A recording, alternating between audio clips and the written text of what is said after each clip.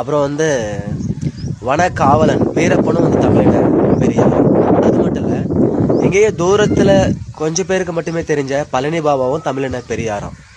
சரி, பழனி பாபாவை தமிழின பெரியாரை நிறுத்துறதுல யாருக்கும் ஆட்சேபனை இல்லை. ஆனால் அதை அவர் ஏற்றுக்குவாரான்றது தான் ரொம்ப பெரிய விஷயம்.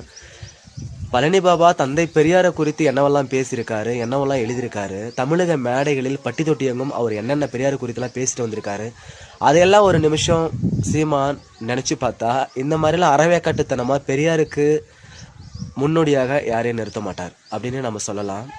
ஒரு பெரியாரை ஒழிச்சு கட்டுறதுக்கு எங்கெங்கே இருக்கிற நம்ம மக்களையெல்லாம் அழைச்சிட்டு இவங்கெல்லாம் தமிழின பெரியார்கள் அப்படின்னு ஒரு அடையாளப்படுத்துகிறாரு. அத்தனை ஆளுமைகளையும் அத்தனை மேதைகளையும் யாரும் மறந்து விடவில்லை, யாரும் தூற்றி மகிழவும் இல்லை.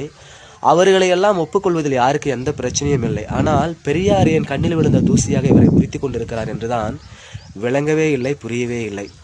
இந்த காலகட்டத்தில் இளைஞர்கள் அதிகம் படிப்பதில்லை, அதிகம் தேடி தேடி தெரிந்து கொள்வதும் இல்லை. வெறும் தகவல்களை, பொய்யான தகவல்களை நம்பியே அவர்கள் வாழ்ந்து கொண்டிருக்கின்றார்கள்.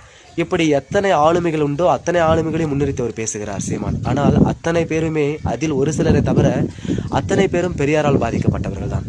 பழனி பாபா பெரியார் குறித்து பேசாத பேச்சா?